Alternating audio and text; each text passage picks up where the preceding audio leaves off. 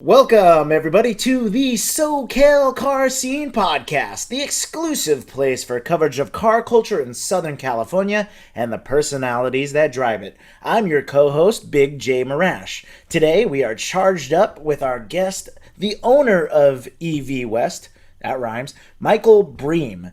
But first, the SoCal Car Scene is brought to you by SoCal Classic Car Storage in Laguna Hills. Visit us in Laguna Hills or at SoCalCarStorage.com.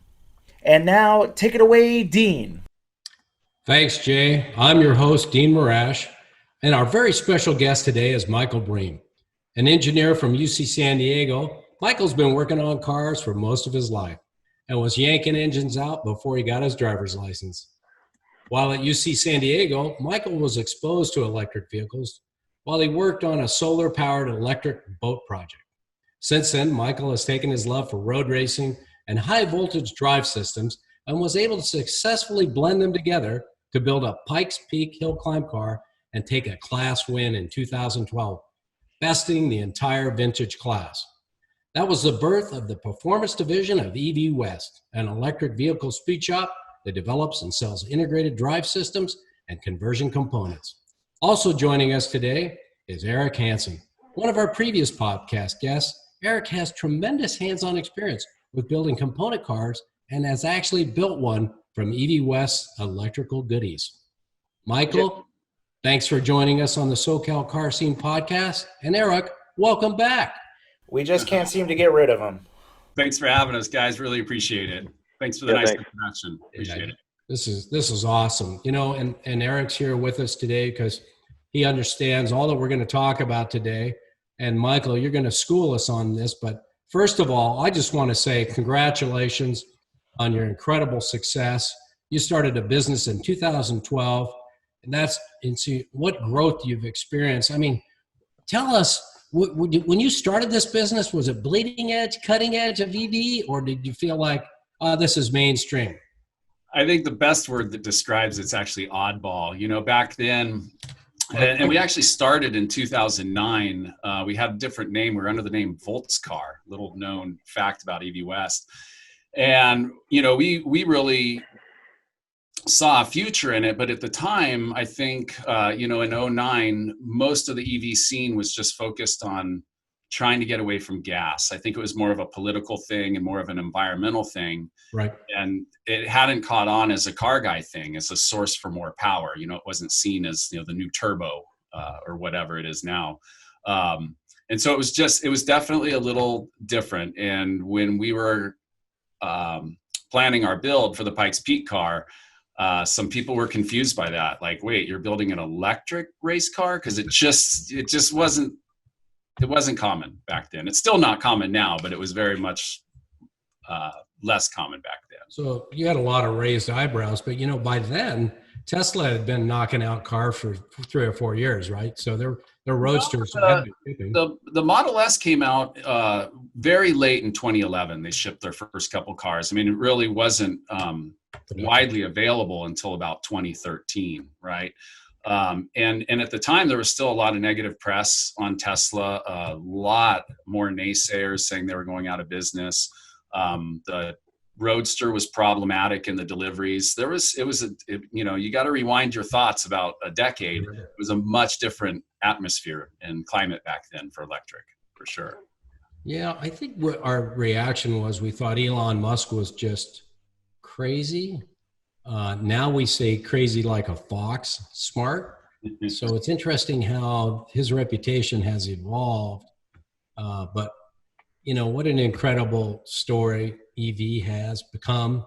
And you got to give him a lot of credit, right?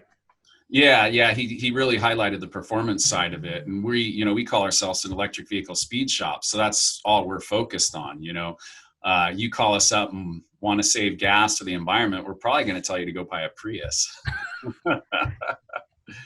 Yeah, right. It's just, you know, we look at this like a supercharger or a turbo or any other performance application that you can bolt on. We specialize in making integrated kits so you don't have to fabricate on your car or actually, you know, cut the chassis or remove value from the car. So what our goal is to truly have a bolt-on performance item keep the integrity and the soul in the car and the value, because these kits can be unbolted, as we like to call it. It's a reversible conversion kit. It's just like putting a wheel and tire combo on your car.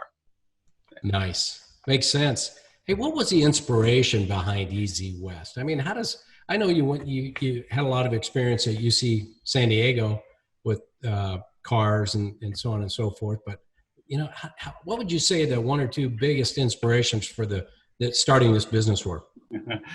Well, I gotta say, Jay Lamb's gonna love this one. Lemons, 24 hours of lemons got me into it. I've been a car guy my whole life. I, would help my father work on cars at a very young age before I could even drive. Like your intro said, doing motor swaps and things like that at a very young age. But it wasn't until, much later in life, I was involved in Lemons, which is the $500 endurance racing series. I think he calls it the largest racing series in the world, actually. A lot of people join it. And was involved in that for like 3-4 years and just wanted to take it to that next step, something a little more challenging, a little more cerebral. And we came up with the idea of building an electric race car. At the time, there wasn't really venues for this. There was a small series just starting called the EV Cup Series. And we built our M3, we built a BMW M3 to enter that series. And their first race was in London, and their second race was Laguna Seca. So we were going to enter the Laguna Seca race. Right. Before they even had the London race, the whole series went bankrupt. And so we were, 80% through a build on our car. We hadn't finished it yet. And we were just so frustrated because leading up to that, I had some email exchanges with them about nuances and the rules, and they just didn't seem like car guys, just based on their rule book alone. And so we were kind of frustrated with that, and we wanted to choose a venue that was rock solid. And Pikes Peak's been around. It's the second oldest race in America. It's 100 years old now. It's only bested by the Indianapolis 500. And it just seemed like the perfect venue, and they had an electric car class at the time. So it was just kind of like all of those things lined up. And we're like, this is what we have to do. We have to build a road race car and take it to Pikes Peak and climb the mountain and set a record. And by the luck of God, we did that. It just managed to barely pull it off. Is one of the big advantages of an electric car going up that mountain is that you don't have to deal with the altitude changes like most cars do? Yeah, correct. Yeah, the start line is at 9,000 feet and the finish line's at 14,000. So you have about a 5,000 foot vertical climb.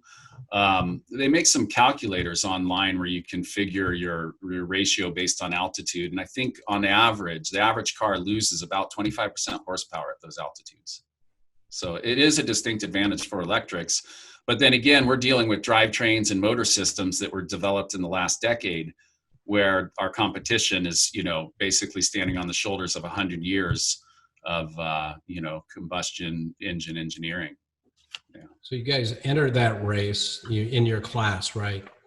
And yeah. People are like, what the hell is this? Who are these idiots, right? And, and then not everyone, but you win the class. Now, what was the reaction after you won? I think it was more like shit dang howdy, rookie. They had us practicing all week with the vintage class and some other classes, but I thought it was kind of interesting that they put this, kind of new cutting edge electric class with the vintage class, where you have these families that have been racing it, literally for generations. So there was a lot to learn, and we kind of befriended a lot of those guys in the vintage class. And when race day came and we got our time, I went to go sit down and have the traditional donut at the top. There's a coffee shop and you have the donut. It's kind of tradition. And I'm sitting with these guys from the vintage class. They're like, hey, rookie, what'd you get? I tell them my time and they're like, that's not right. That's BS. And I doubted myself so much. I got up, went back outside. And keep in mind, it was like snowing and hailing outside. And I go and check the board, get my time. I go back in and they threw that shit dang howdy. You just beat every single one of us on your first time up the mountain. And I think it was literally that point right there that, like, that instant, I realized how powerful this was. It put us on par with, multinational race race teams, right? That year, Nobuhiro Tajima, Monster Tajima raced the hill and we beat him. Sure, he had some technical difficulties, but he also had a professional team of 40 engineers. I had my wife and my dad and an employee. So, so it's nice because I felt like it was the equalizer, and there was a lot of like well-respected, well-known race teams that we had bested on our first venture up the hill. I can't think of a better launch party than, going up that mountain, one of the most famous races in the world, and then winning your class. But now, ever since then, right, you've just taken it to this crazier level. I've seen this E36 BMW, if I got it right, that car that shreds tires at a maximum pace. Is that kind of the evolution of what you've done for that type of car, a small sedan like a BMW? Is that where this has gone? Is just I mean, all the same things align with any car guy, right? We love to go fast. We love to be on the edge of control. We love torque. It's totally universal. I think the only thing that we're missing in our column is that noise. And most EV guys are pretty genuine. They miss the noise, not to the point where we want to put a big subwoofer next to us making, artificial noises or anything like that. I'm looking at you, Porsche Taycan. But yeah, I think that when you remove that prejudice of the noise and everything else, and you just look at the figures, you have a pretty strong argument for performance. And at the end of the day, the elapsed time slip is all that really matters. Like at the end of the day, what was your time up the mountain? What was your time in the quarter mile? Or what place did you come in an off-road race? That's all that really matters. Nobody's like, hey, that guy won, but with a 6-cylinder.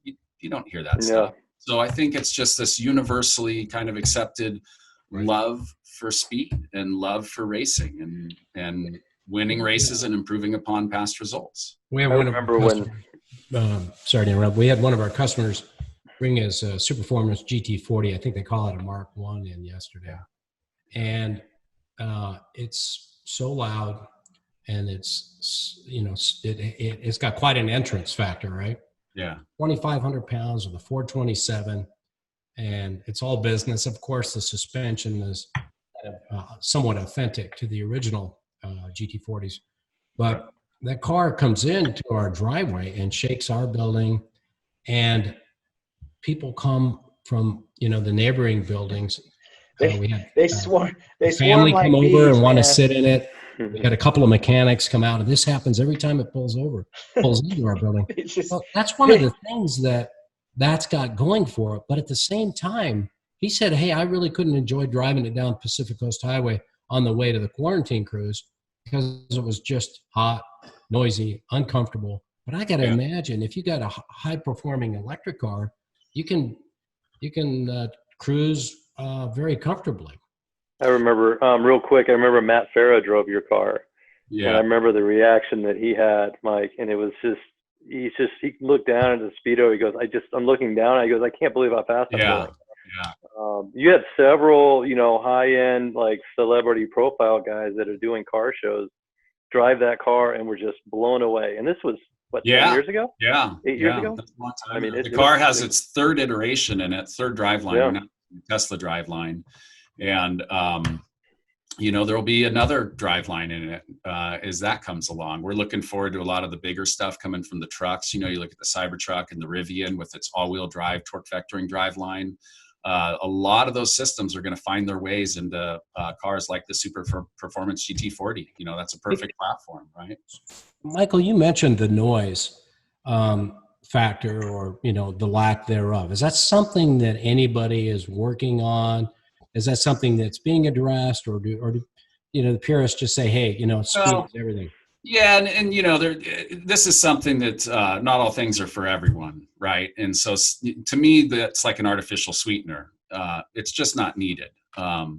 If you think that the measurement of your vehicle is in how loud it is, you might be misguided. That guy with the GT40 probably feels pretty good about his car until some little lady in a Model 3 Performance just absolutely smokes them, and you got to ask yourself, like, what world are we living in now where you have a mid-size semi-luxury sedan that can just spank the wits out of a two-door, performance-built supercar, purpose-built supercar, right? And we're just in the beginning, right? They're on the cusp of releasing the new Roadster, and they're talking like mid ones now to 60, like 1.5 and stuff. They're putting jets on it. It's just, where does it end, right? What is? Yeah, Eric has scared us in his Tesla, and that's really only going to lunch. Right. Well, it's ironic you mentioned the sound though, Dean, because when, Michael and I teamed up to build a car, and he thought I was crazy because I did want some sort of auxiliary sound device, because that was always part of the enjoyment for cars with me is to have that. And so I tried to go out and get with, find people engineers that could develop an artificial sound piece or some sort of piece of equipment that would be installed. And honestly, it was so difficult. But what it looked like was that a lot of these engineers that were doing it were getting, they were either trying to patent it or whatnot. And in the end, it really hasn't gone anywhere. It's been probably 6 years since we started looking at that. No kidding. And I really don't, see where it's going. It doesn't appear to have come up at all. Like nobody's really that interested in it. So. Yeah, and Eric did push us to do some research on it, because at the time we found those Ebersparker mufflers that they put in cars like the i8, where they do OEM noise augmentation. And it just, at the end of the day, you got to check yourself. Why are we spending money? Why are we adding weight and, at the detriment to performance, just to make a noise that does absolutely nothing to our performance, our overall performance, but degrades it, right? Yeah. And I think what happens is a lot of guys, before they actually daily drive an electric car, think that the worst thing that's ever going to happen is they're going to miss this noise. And what tends to happen is they start driving the car and they realize that they actually like not having to shout at the passenger that's, sitting one seat away from them. And a lot of the other stuff, like I personally, I love torque. I love to be pulled back in the seat of my car. And I love the fact that I can do that without this, like, look at me, let me make noise kind of attitude. It's kind of weird, but I just want to enjoy my torque all by myself. And I don't want to act like I'm showing off. I don't want to be showy or anything like that. But it's weird. We live in a society, like if the light turns green, you kind of haul ass away from it. Everyone's kind of like, oh, that guy's showing off. But the reality is that guy might just like to accelerate fast. And that's the freedom we have, and it's cool to be able to do that with electric without, shouting from a mountaintop type of thing. Yeah, and I think that's what the muscle car era represents now. We like this car over to my right, which is a beautiful 69 GT 500 428 Cobra Jet Shelby. Yeah. Beautiful car, and probably, one of the 10 top performance cars, maybe 15 in that era. But again, when you drive it, it's loud. You got big shifting gates. It makes a lot of noise. But it doesn't even compare to the high performance motors and, even in the sedan today, right? And certainly, can't even get close to, some of these incredible electric builds that you're doing. Right. So it's just an interesting evolution that we. Well, yeah, that's a really good point, Dean, because everything is more interconnected than I think most people realize, and you see, they kind of borrow from each other with electrics and gas, and they kind of take notes from each other. And now you see like look at the new M5, right? They are just cranking up the horsepower on that like never before. And it's a luxury sedan. It competes directly with the Model S. So now the combustion guys are reaping the rewards of an electric company on the market, because competition is good for everyone. And you see, the motor swaps that we're doing and things like that GT40, well, that 427 came back from the original hot rodding, back to Shelby's days of pulling it out and working with AC. Right. So you look at that and you go, okay, so they got that 427 out of a large luxury car from back in the day. That's exactly what we're doing with the Teslas. You have this large luxury car with this huge motor in it, and you put it in something that weighs 2,500 pounds. I mean, any of these Tesla drives in a sub 3,000 pound car with any kind of legitimate tire is going to be sub 10 seconds in the quarter mile. Amazing. Right? So we literally have a package now where you can just bolt it in, go straight to the track on your street tires, drive the car to the track, post up a 9.7 and drive home. So Eric, you built one of Factory 5 Roadster, if I remember correctly, and the pictures in the background using EV West components. were you racing on the weekends with that bad boy? Tell us a little bit about that build. Yeah, so interesting thing about that car is that's how Michael and I met, because Factory 5 was coming out with this new Roadster, which was called the 818. Very lightweight car, and was supposed to take a whole Subaru donor package, engine, tranny, suspension, steering column, things like that. And I thought, wouldn't this be the best platform for an electric car?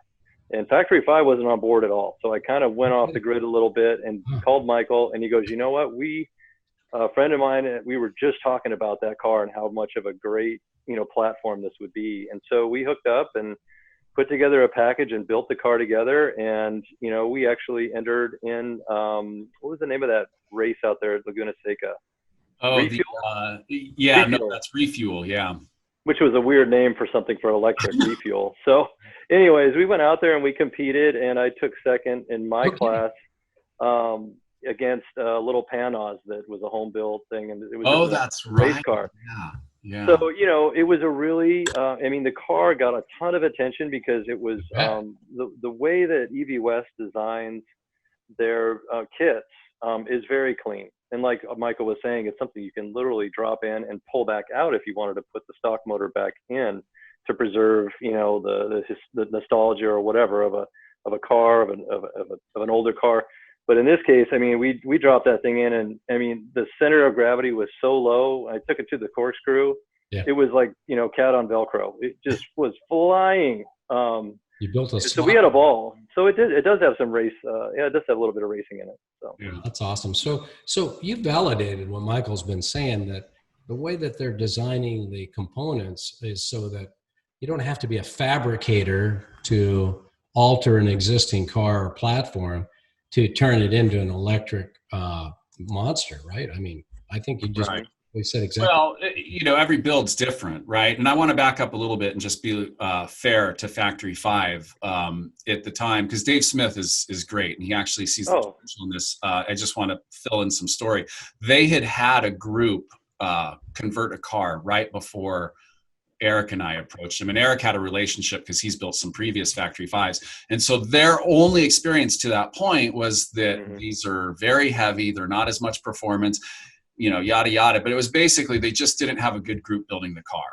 And I think kind of did turn them around. It was this one.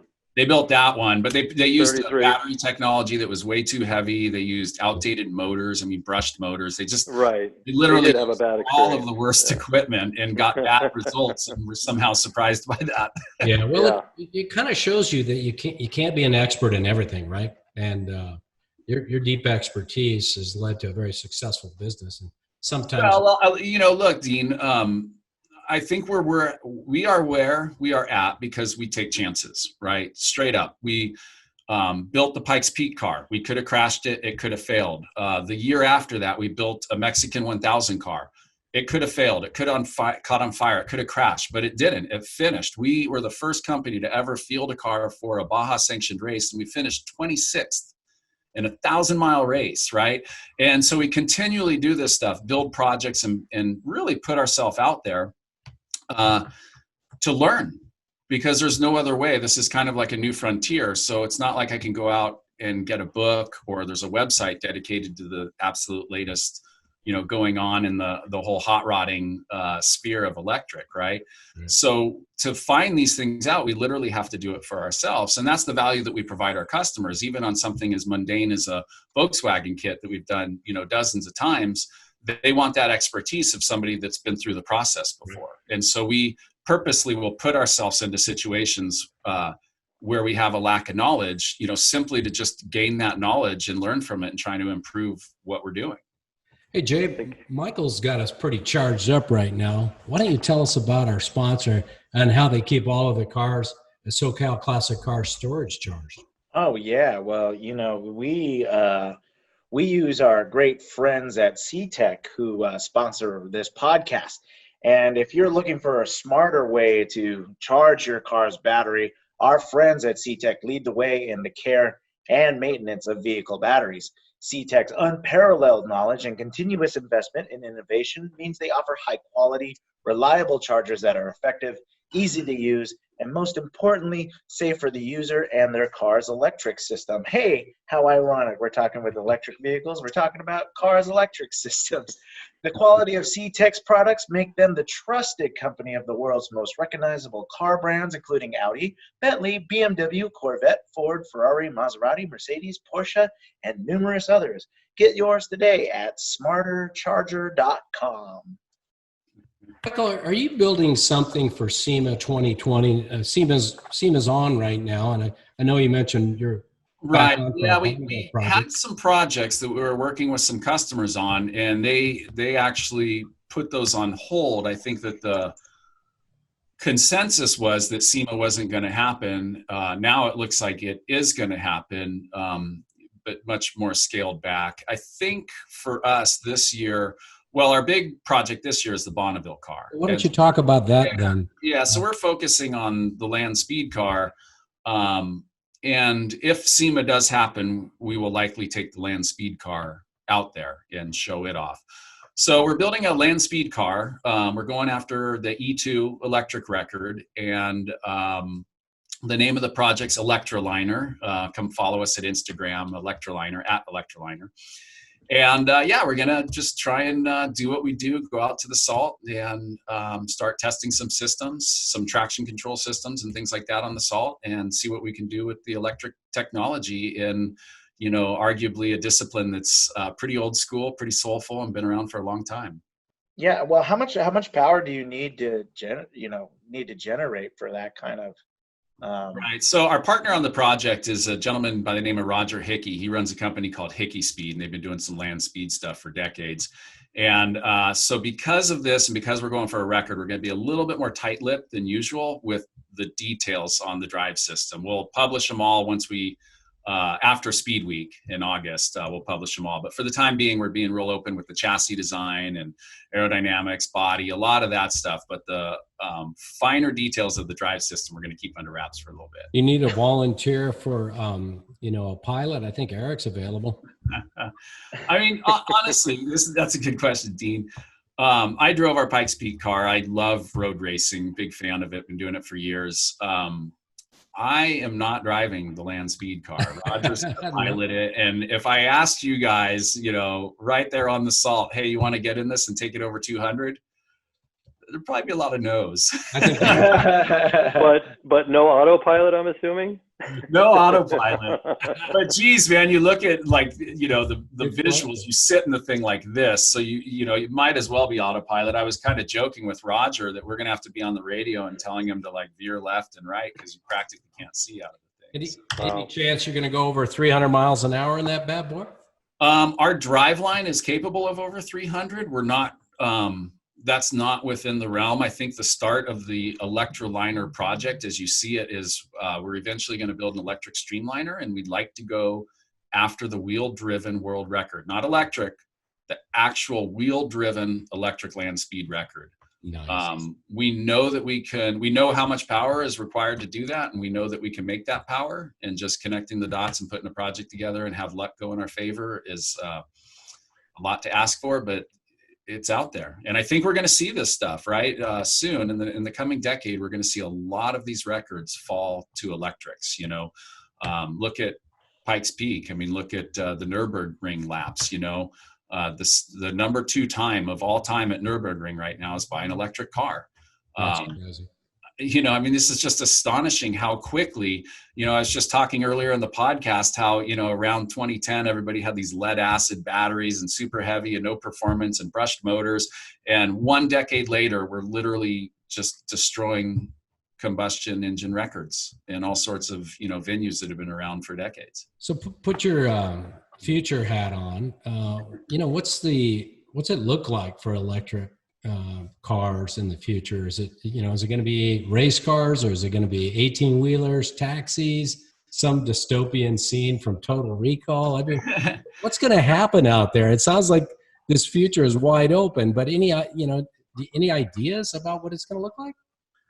Well, you know, it's tough to get into the future without slightly touching, unfortunately, on a little bit of politics. And part of this whole thing, you mentioned Elon earlier, his plan wasn't to make an electric car. It never was, and I'll tell you that. His plan is to have basically a sustainable energy model, right? So it ties in with the off-grid storage and the solar and all that. And if you think about it, like we have a Powerwall here at our shop, and I actually had the old president of VP Racing Fuels in our shop, and I'm like, that's my race fuel right there in that corner. Like my solar panels is my race fuel. And not only that, we don't get the criticisms that combustion fuels get. So for that matter, I think that's what the future is it's basically a sustainable race model. And we've never really had that before. So I think it's bright as far as electrics and electric racing goes, and we're just getting started. To tell you the truth, I mean, as a, someone who's not that big of a race fan, I'm actually quite fascinated by the concept of Formula E. I think it's a great model, and it's actually a lot of fun because, I really like the idea that they have a limited amount of power to get that done. So it makes things actually kind of interesting. Yeah. Yeah, and they'll start easing up, slowly. They've been easing restrictions. They let people play with their own motors now and their own inverters. Eventually, I think they're going to go to a non-spec battery pack, and that's really going to change things. It's going to be interesting, hopefully as just a genuine race fan, I hope things tend to stay even and not so much turn into a Formula One where you have teams like Mercedes and Ferrari that put so much money into it, it's almost impossible for anybody else to get on the podium. I'd like to see that, but the net result is we're going to see some developments in electric vehicle racing that trickle down to street cars. And that's mainly what we're interested in, obviously. But I guess the problem is ultimately of cost, right? Because it seems like there's a lot of extensive electrical engineering that needs to go into performance of electric cars. Absolutely, and that's a terrific point. If you look at the manufacturing cost of electrics, it's incredibly affordable. It's much, much less expensive than combustion. What we're doing is we're amortizing all the research and the development that's been needed to get us to this point, right? But when you look at the simplicity of an electric drivetrain and the complexity of a combustion one, I mean, a standard variable valve train now is more complex than a whole entire EV drivetrain, right? There's more moving parts in that valve train alone. So, to that note, I think that we're moving in a good direction where we're getting, more reliable, more sustainable, and faster. And these are all things that, perk the ears up the race car guys generally, So. Well, I just want to also mention that this podcast is also brought to you by SoCal Classic Car Storage, which provides South OC car lovers the opportunity to secure their vehicles in an environment made just for them. SoCal's facilities in the lovely city of Laguna Hills features advanced security systems, white glove service, and a dedicated members lounge. In addition to storage, our expert sales staff offers consignment services for those looking to sell their cars. For more information, visit us in Laguna Hills or at SoCalCarStorage.com or Facebook at Facebook.com/SoCal Storage. So, Michael, you and I talked a little bit before the show and earlier on this show about the miracle that is Tesla. What makes Elon and their electric cars and technology so incredible and so unstoppable? I think from day one, he's a good engineer. A lot of people don't know how involved he is in the engineering, but I think he made his decisions based on engineering, and he didn't make his decisions based on market research and things like that. You look at the capability of a company like Ford or Volkswagen, arguably far more capable at the time than Tesla when they started, and they just kind of sat on the sidelines. And so it just, whether you like him or not, Elon has to be commended for kind of putting his money where his mouth is. Their number one investor was him. He stood the most to lose from Tesla not being successful. And you don't see that nowadays. I mean, you guys are all car guys, right? Who's the CEO of Ford right now? Isn't that hilarious? You guys are car guys. You should know this, right? You don't know. CEO of FCA, Sergio. They're an SUV. Jose Cuervo. See, but look at you are doing a car podcast and you don't even know the CEOs of the big three. That's nuts. But there's not a single person on the street almost that doesn't know that Elon Musk is the CEO of Tesla. Well, so I think what you're talking about is something we've touched on previous podcasts, and that is that these companies have lost their way. They lost their way because they shifted their focus to budgets or accountants or profit margins, and really because they were public for so long, the pressures of being a public company managed by Wall Street, managed by investors, and then ultimately worrying about your profit margin takes the focus away from design and engineering and shifts it over to profitability. And pretty soon you wind up with cars from all these various car companies that look the same. You go down the street, it's hard to tell a Japanese manufactured car from a Korean car, from an American car, and they all look the same. They don't stand out, not from a performance or from a design standpoint. So maybe that's the brilliance. The power stayed with engineering. It's not really brilliance as much as it's a binary issue. Everybody else is focused on making money. Tesla's focused on making engineered products. And you can tell, and you see it, in the advance. I mean, look at their Cybertruck, right?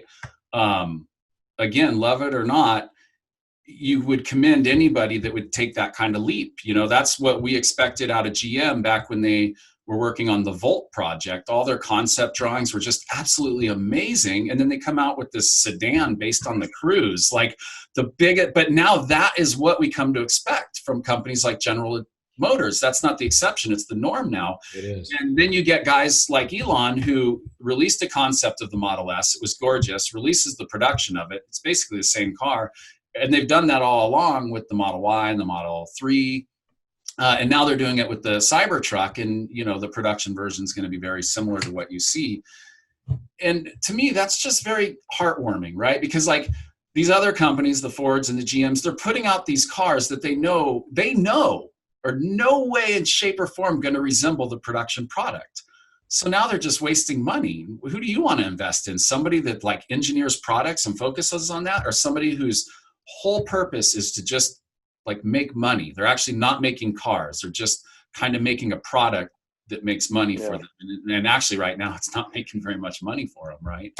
You've got Toyota and Honda who went out and really dipped their toes in hydrogen and put out two of the worst looking cars of all time. And it just pigeonholed that project. My buddy runs the project at Toyota, and his job now is to go and convince gas stations to put in compressed gas or hydrogen filling stations, and no one, they see him drive up with the Mirai, and they just can't get. They're like, wait a minute. So, anyways, it's And nobody wants to be a conspiracy theorist, but like, where's the decision making to make the future cars just so ugly? Maybe I think that was driven by a different interest group, right? So one of the things that you said that your focus is fuel. The money comes from the petrol industry. We all know that. It's not even a conspiracy thing, because like Eric said, they found an algorithm now to be able to keep making you go to the gas station, but somehow try to feel good about it. Sure. Where I was going though was I always felt like the electric cars that were coming out from GM all before Tesla, and the others, they had to be ugly. They had to be kind of electric vehicle looking cars. And so that's, again, one of the brilliance of the Tesla. It's not ugly. As a matter of fact, it's pretty cool. It's pretty sexy. So why did Toyota make that mistake of making it look like an odd looking car on the hydrogen? Well, so Toyota doesn't get all the credit for that. A lot of people made kind of ugly cars, and I think honestly they just weren't. I think they were just kind of filling a requirement for the car. It gets into a lot of corporate decision making and stuff like that. But in general, it can be summarized: they were just focusing on the wrong thing. Like we expect quality. We expect for our money, when we buy a product, we want a product to be well engineered. We just don't want a product that has great sales, great marketing, a very exclusive, dealer network that you can't get into. I mean, it's almost like they're using strong arm tactics to sell their cars, where Tesla doesn't advertise. They're still blocked out of some 15 odd states. They still can't legally, even with this latest decision in Michigan, they can't sell a car in Michigan. And the most hilarious thing about the articles is they're saying it's the background of the big three without even realizing that Tesla is more valuable than all three of them combined, you know? So it's just, it needs a little bit of time for the dust to settle, I think. Yeah, makes sense. And they're all going to figure out, like, this is the way going forward, right? They're going to be judged on the quality of their product because the marketing has just been completely overshadowed by what Tesla's doing. And you can't say it's marketing because they don't market their products. It's literally from selling a product that provides such a good value to people that they market it themselves. They tell their friends, they tell their coworkers, hey, this is such a good car. Come take a drive with me, like Eric took you for a drive. And that's what we're seeing right now. The people that buy these cars are so genuinely happy. That's their marketing. And it would be so refreshing to see Ford or GM or something. Like, I've got a lot of hope for the new Ford Mach-E. And I really hope that it's such a genuinely good car that people just start saying that, like, I actually love my Ford. And I'm a Ford guy. You know, I go way back. My first car was a Ford. So I want to see them succeed more than anything. But it's frustrating because they're like all the other automakers right now. They seem lost. I mean, but there's an interesting pushback going on there too. We had the CEO of the Mustang Owners Club on last week. Yeah. And he's from Germany, and he said he can't wait. He's going to test that car. He's going to drive that car, and he's shown it on his site. And there's a lot of pushback from the traditionalists. And so it's like anytime you go change something, anytime you go innovate, people are saying that's not a Mustang. And, hey, we recognize what it is, people. But, yeah. I'm sure that Tesla got the same stuff.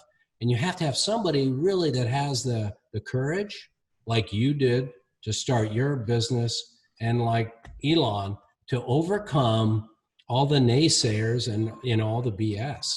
Yeah. And I don't think it's courage. I think it's genuine, we like to use the word professionally curious. Professionally curious. I like it. When you're looking for an answer for something and you can't find it, do you give up, or do you actually try to create the situation to find the answer yourself? Right. And I think, that's the direction that we went. We were just curiously looking for answers. And I think the problem with the other companies they're really just so focused on money that they're not actually focused on true solutions, And what happens is you get companies like Ford, and they start to get in financial difficulty. They get in a position where now creating an EV might be considered too risky for them. Where back in the day, it wasn't. They had the money, they had the capital, the cash on hand to do stuff like this. And, there's no question about it. You can look at just the sales figures. Tesla is definitely pulling a ton of sales away from other companies right now. For sure. Yeah. Hey, so one of the cars that I really love, and I don't know how much EV West componentry was in it, but I believe you guys were pretty involved, is that beautiful 911 EV Porsche. Just incredible. What was the reaction from the traditional Porsche community? Were they supportive? I mean, I just love the look of that car. You know which one I'm talking about? I think community's made up of many figures, and I'm sure some people love it and some people probably don't like it so much.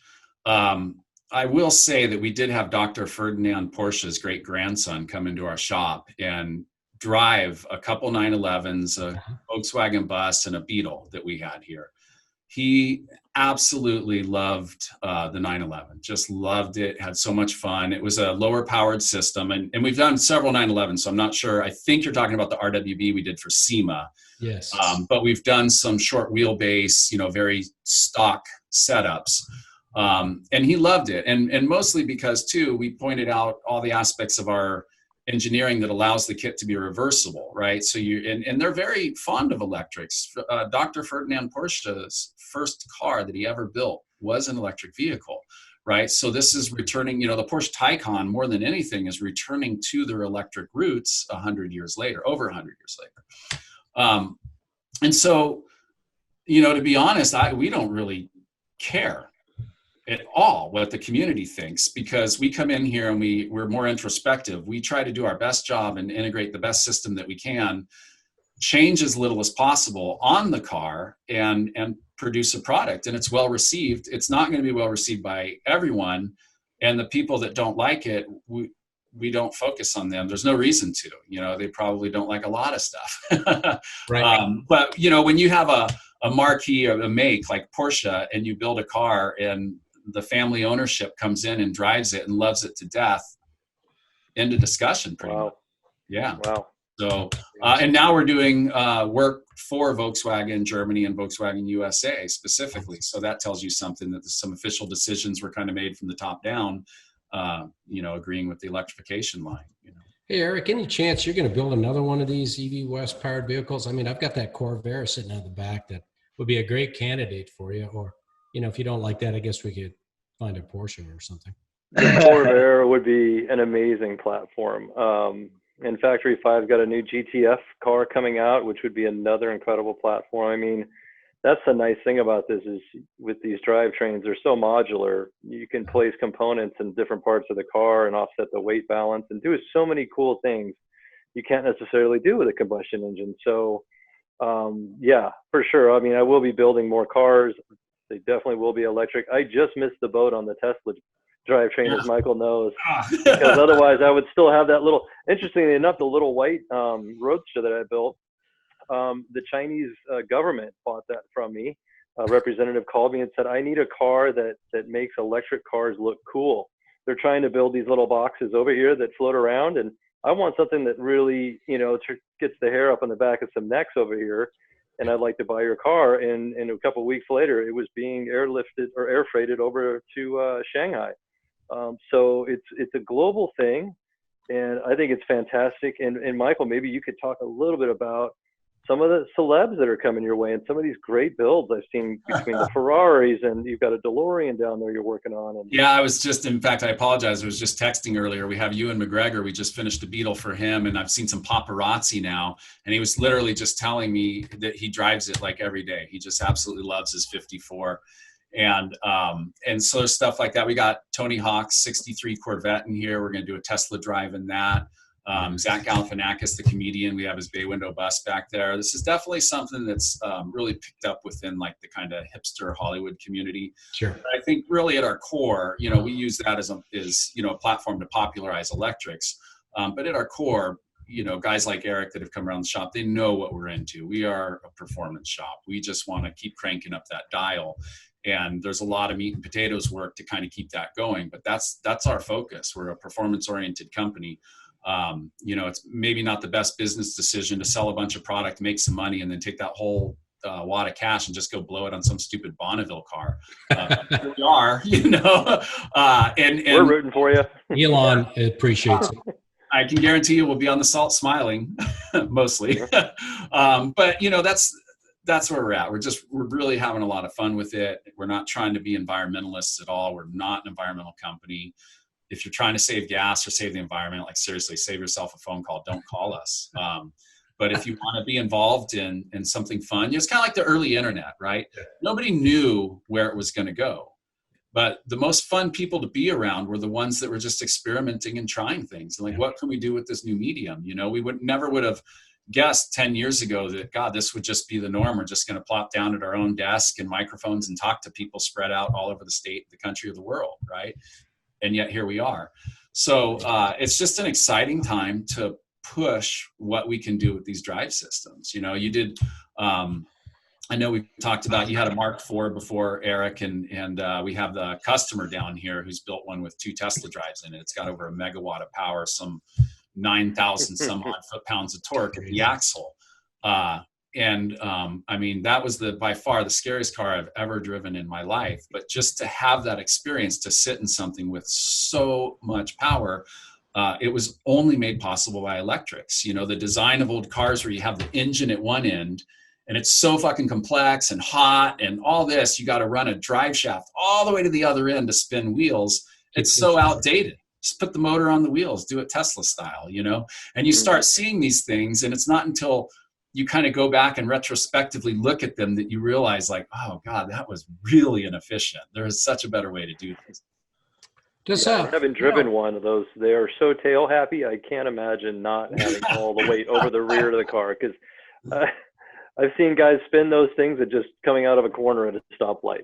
Yeah. They're crazy. Yeah. How does electric power in a car? Let's say that you've swapped out the traditional power plant and drivetrain. How does that change the braking requirements? Is braking easier or harder with electrified vehicle? Well, so that's God, such a good question, Dean. That's one of these things that we're playing with and experimenting. We have at our disposal regenerative braking, which is basically putting a load on the motor to slow you down. It's endemic in all the EV systems. People treat it differently. Some companies like BMW will have a really high regenerative braking. And so you actually, by lifting off the throttle, create a braking situation. There's other approaches like the Chevy Volt, where it doesn't have regenerative braking, but then you can actually change the shift selector and put it in low, and it will increase the regenerative braking. It feels very much like a downshift, right? Oh, it does. We're playing with the system now. I've been working with Low Car, which is they make shifters, much like Hurst. Yeah. And we've created a CAN bus shifter using Low Car components. And there's a version of the Turbo 400, the Sportmatic, that has electronic shifting. We've used that electronic shifting function to create CAN bus codes to change our regen. So now, even though we're not shifting gears, we can act like we're shifting gears and change the amount of regen the same way that you would downshift for combustion braking, get a little bit of that more trail braking, as they call it, coming into a turn. So now you have a situation where you've got engineers, trying to create code basically and have the electronics mimic what we anticipate the car to do because we've driven combustion engines our whole entire life. And so it's a really exciting time to do a lot of that, right? To answer your question directly, most electric cars need more braking power because they tend to be a little heavier, right? Okay. But that aside, all things being equal, we add a component of regenerative braking from the rear end. And because of that, we actually need less braking power. So it's kind of a draw, I think. Makes sense. Makes complete sense. Well, unfortunately, we're running out of time, but this has been a fantastic ride. And I understand why you went 4 hours the other day. This is just way too much fun. It's so interesting. Yeah. But a big thank you to Michael. You were awesome, and Eric, and both you guys. Thanks for joining us today. And hopefully we get a chance to pick this back up in 6 months, maybe after your Bonneville experience, and we can learn what's new and how you guys did at Bonneville racing that belly racer. Can't wait. Yeah, it's going to be a hoot. Thanks again for having me. I'd love to come back on the show after Bonneville. In the meantime, please help spread the message. Check us out, on Instagram at evwest.com or Electroliner. And it's usually the best place. It's a little less boring than the store. There's pictures and fun stuff there. But, so those are the best sites for people to reach out to you and/or EV West? Yeah, absolutely. Or you can email us directly. You can email me at michael@evwest.com, and we'd like to get to every question we can and just help. There's a lot of questions. There's a lot of unknowns out there, and we're just trying to help people, learn this stuff along the way. Yeah. Awesome. Right on. Well, thank you so much, Michael Bream. You were wonderful here on the SoCal Car Scene podcast. This will do it for episode 21, our 5th episode of the video. To find this and other episodes, you can go to all of your favorite podcast platforms like Apple iTunes, Stitcher, Buzzsprout, Spotify, Google Play, and you can also catch all the episodes on SoCal Classic Car Storage /media. In addition, this will be on YouTube, and you please sure to subscribe because you will see every new episode of the SoCal Car Scene podcast at 6 p.m. Pacific time every Friday. And I will be uploading all the previous episodes, even though they're not videos, but they will be kind of videos. There'll be a picture along with all the audio from the previous episodes. So thank you so much for stopping by, and once again, happy driving.